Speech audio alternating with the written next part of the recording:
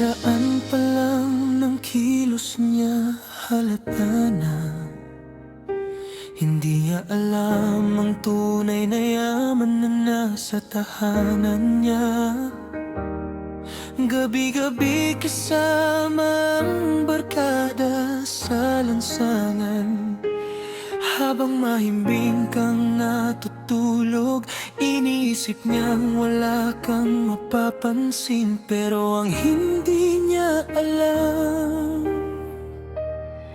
sa tuwing dinudurog niya ang puso mo, ako ang unang tinatawagan mo. Sa tuwing binibigo ka niya, ako ang sumasalo sa'yo. Kapag ikaw ay bumabagsak, pero unti-unti na akong nasasaktan. Hindi ko na kayang magpatuloy ng ganito.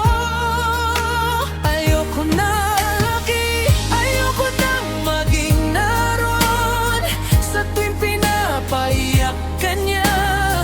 Ayoko nang makita na hindi ka niya tratuin ng tama. Ayoko nang maging taong laging nasa gilid ng buhay mo. Ayoko nang maging ang isa pang lalaki.